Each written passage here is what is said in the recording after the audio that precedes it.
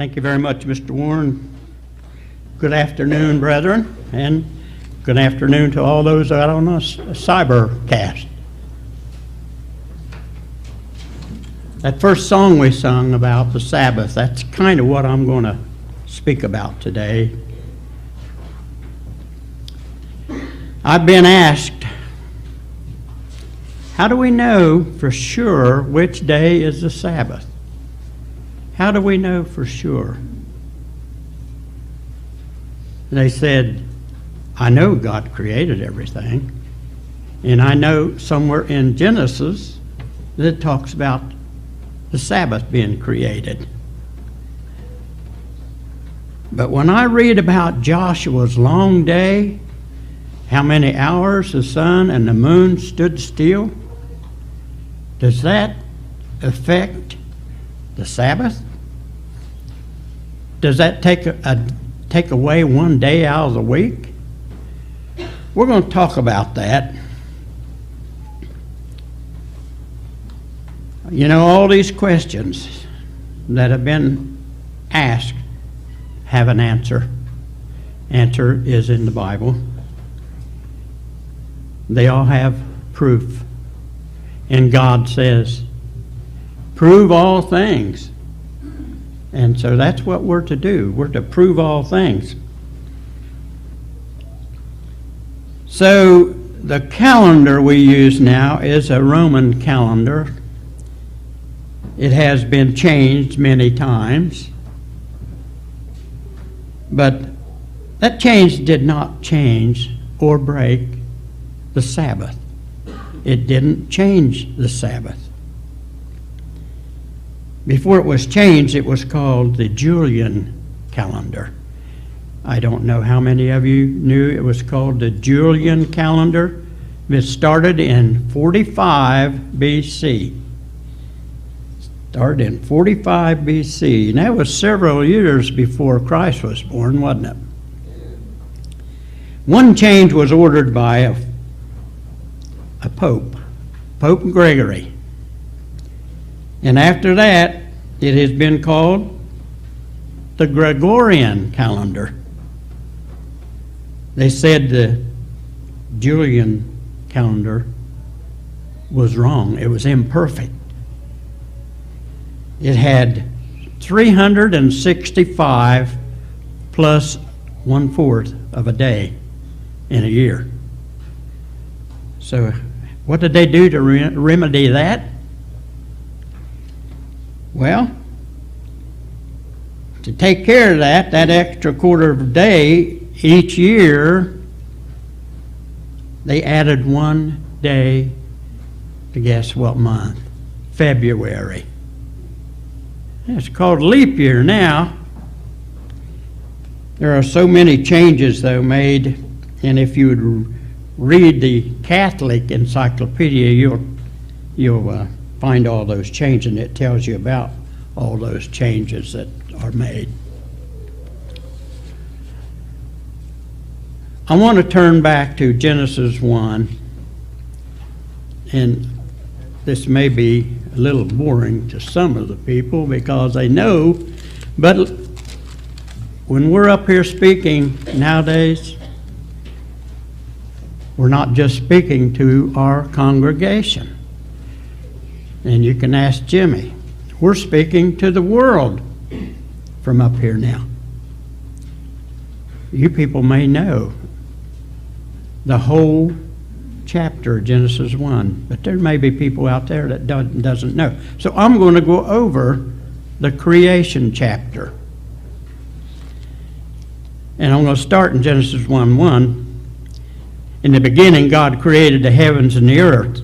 The earth was without form and void, and darkness was on the face of the deep, and the Spirit of God was hovering over the face of the waters. Then God said, "Let there be light," and there was light. And God saw the light, that it was good, and God divided the light from the darkness. God called the light day, and the darkness he called night. So the evening and the morning were the first day. He tells you that. It was the first day. God said, let there be a firmament in the midst of the waters, and let it divide the waters from the waters. Verse 7, thus God made the firmament and divided the waters which were under the firmament from the waters which were above the firmament, and it was so.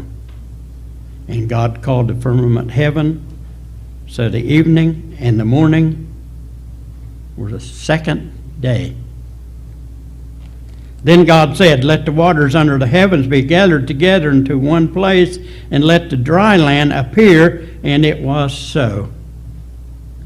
And God called the dry land earth, and the gathering together of the waters he called seas, and God saw that it was good. Then God said, let the earth bring forth grass, the herbs that yield seed, and the fruit trees that yield fruit according to its kind, whose seed is in itself on earth. And it was so.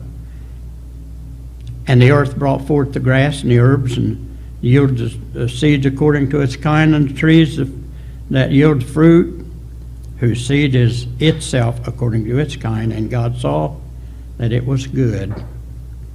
So the evening and the morning were the third day. And we'll stop here for a moment, because those who think that Sunday is the Sabbath, Sunday being the first day of the week,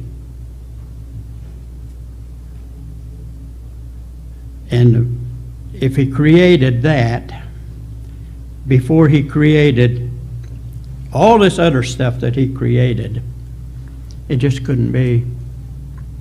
Let's go on.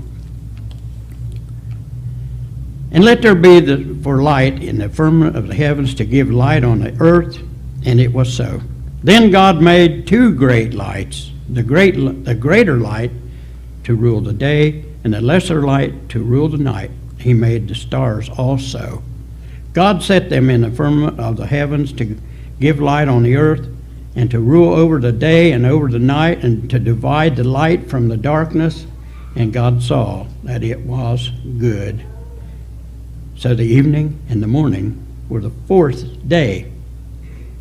Then God said, let the waters abound with an abundance of living creatures, and let birds fly above the earth across the face of the firmament of the heavens. So God created great sea creatures and every living thing that moves, with which the waters abounded according to their kind, and every winged bird according to its kind. And God saw that it was good. Do you notice that every time he creates something, it's good? It's good. And God blessed them, saying, be fruitful and multiply, and fill the waters and the seas, and let birds multiply on the earth. So the evening and the morning were the fifth day. Then God said, let the earth bring forth the living creatures according to its kind, cattle and the creeping things and the beasts of the earth, each according to its kind. And it was so. And God made the beasts of the earth according to its kind, cattle according to its kind, and everything that creeps on the earth according to its kind. And God saw that it was good. Then God said, let us make man. Finally. If there wasn't man back on the first day, why would he want that to be, the Sabbath? No man there to... Okay, we'll go on. Then God said, let us make man in our image, according to our likeness. Let them have dominion over the fish of the sea, over the birds of the air, and over the cattle, over all the earth, and over every creeping thing that creeps on the earth. So God created man in his own image. In the image of God, he created him. Male and female, he created them. Then God blessed them, and God said to them, be fruitful and multiply, fill the earth and subdue it. Have dominion over the fish of the sea, over the birds of the air, and over every living thing that moves on the earth. Made man pretty strong, didn't he? To be able to be over everything. And God said, see, I have given you every herb that yields seed, which is on the face of the earth, and every tree whose fruit yields seed, to you it shall be for food. Also to every beast of the earth, to every bird of the air, and to everything that creeps on the earth, in which there is life, I have given every green herb for food. And it was so. Then God saw everything that he had made, and indeed it was very good. This time he put very on it. It was very good. Everything he did was very good. So the evening and the morning were the sixth day. Okay, we're going to go into chapter 2, read a couple of scriptures there. Chapter 2, verse 1, thus the heavens and the earth and all the host of them were finished. They were finished the sixth day. And on the seventh day, I'm going to repeat that. On the seventh day, God ended his work which he had done, and he rested on the seventh day from all his work which he had done. Then God blessed the seventh day and sanctified it, because in it he rested from all his work which God had created and made. So did you notice, brethren, God proclaimed every one of them good, very good.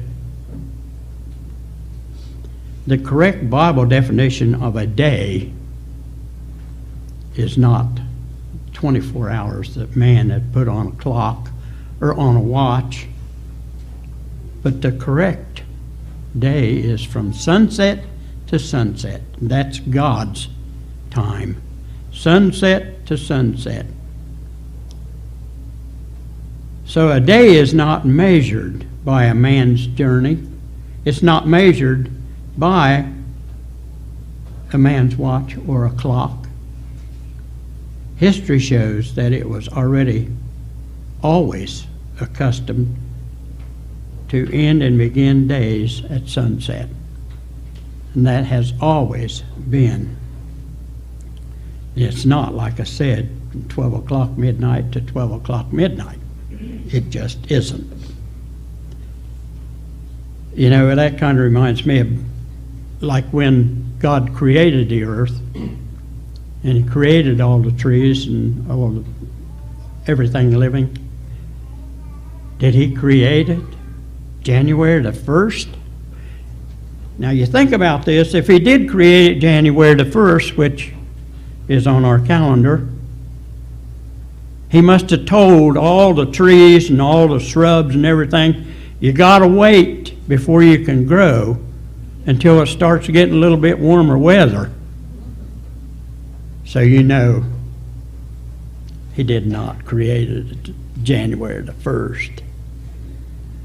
So as time is now computed, you know, Sabbath keepers the world over, Sabbath keepers the world over keep the same Sabbath that we do, the world over. So then I was asked, what about that long day of Joshua? Let's turn to Joshua 10.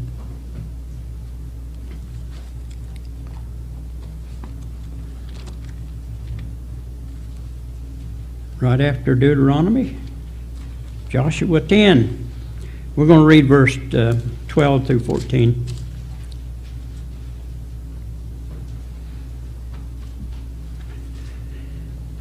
Joshua 10, verse 12. Then Joshua spoke to the Lord in the day when the Lord delivered up the Amorites before the children of Israel, and said in the sight of Israel, sun, stand still over Gibeon, and the moon in the valley of, I think that's Ayalon.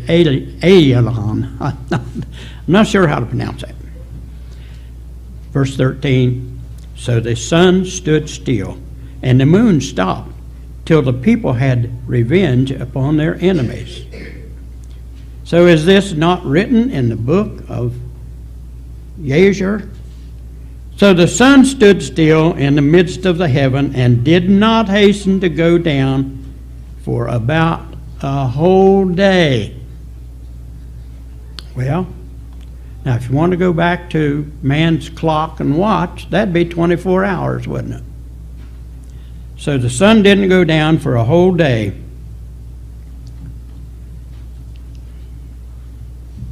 Now,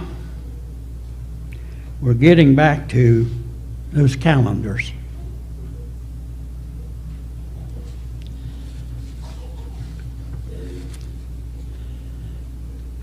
So here we see that the sun and the moon stood still for about a whole day.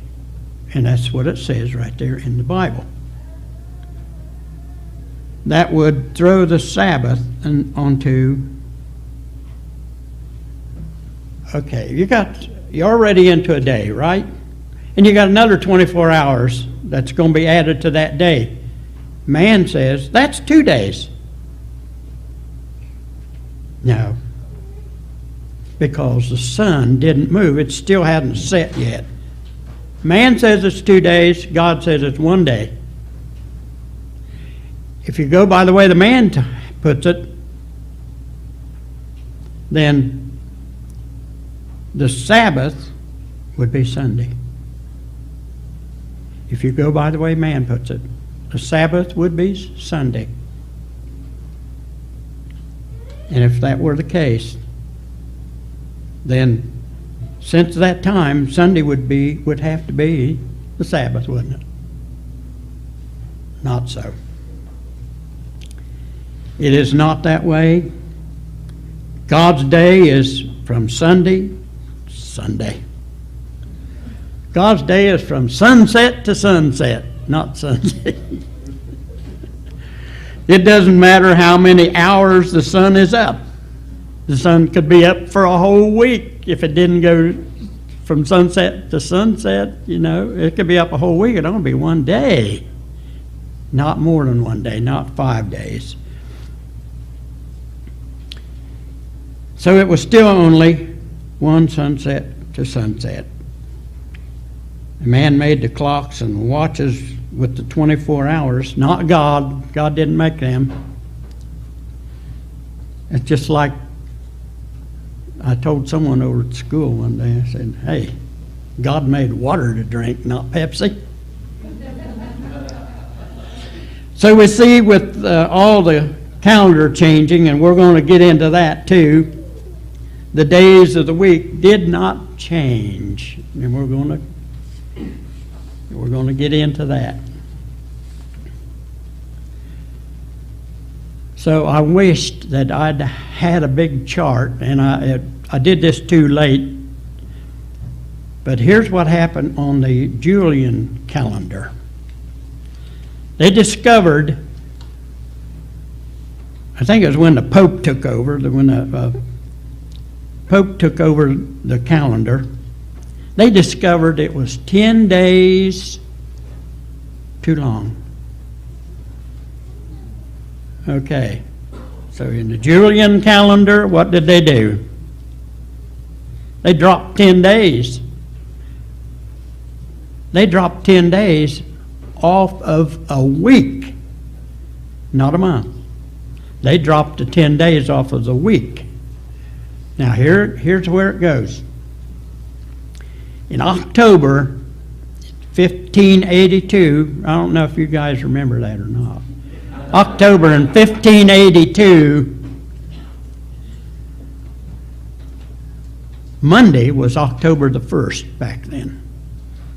Okay, so you got Monday, October the 1st, Tuesday, October 2nd, Wednesday, October the 3rd, Thursday, October the 4th, Friday, October the 15th.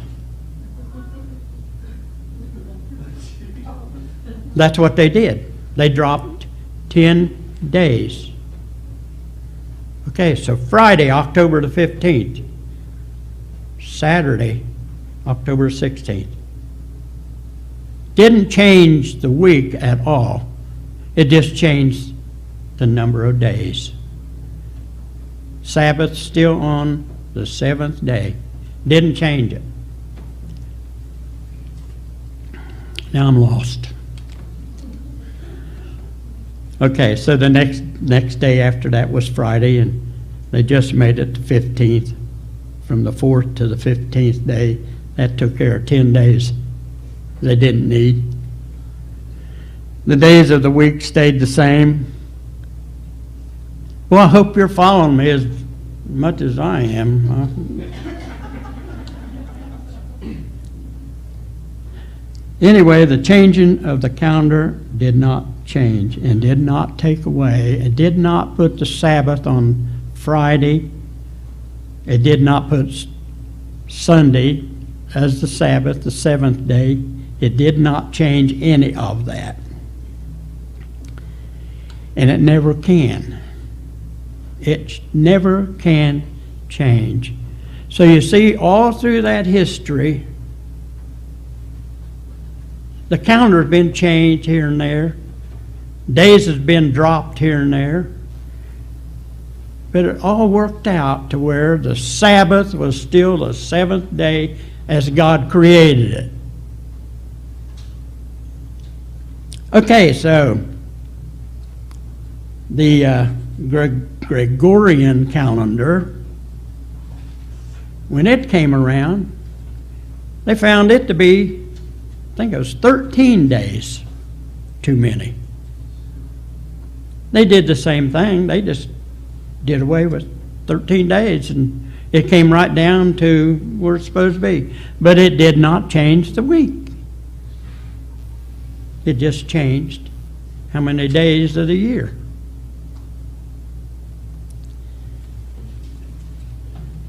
By 1907, we're getting there now. By 1907, Russia finally changed their calendar. And by then, it was 13 days off. Yet they still kept the Sabbath. Same day of the week. You know, as some people think, and I think they still think it, that if you traveled east long enough, that you'd lose a day. You'd get younger. If you traveled west far enough, you'd get older. Don't happen that way either. It's just the way as the world turns. Well, that sounds like a soap opera, doesn't it?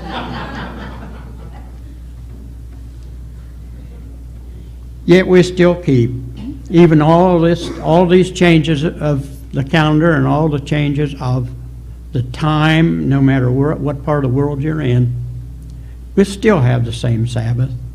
It's just at a different time of day. Still the seventh day of the week. So we see that the calendar that has been in effect since 45 BC proves that there has never been a change in the weekdays or the Sabbath. The fourth commandment, remember the Sabbath day to keep it holy. The seventh day is the Sabbath of the Lord our God, and it always will be. So, brethren, the Sabbath has always been the seventh day from creation up until now. I don't expect it to ever change. Man might change it. I did happen to see a calendar, and as a matter of fact, we got a calendar over at the school where I work. It's got Sunday, the seventh day. Monday's the first day. And my brother showed me a calendar from Germany, and I imagine this is quite a few of the countries over there now do it. Monday's the first day, and Sunday is the seventh. But not according to God. So let's never ever let Satan or his workers change our minds, brethren. We can't allow that to happen. Don't let him change our minds. So, have a happy remainder of the Sabbath day.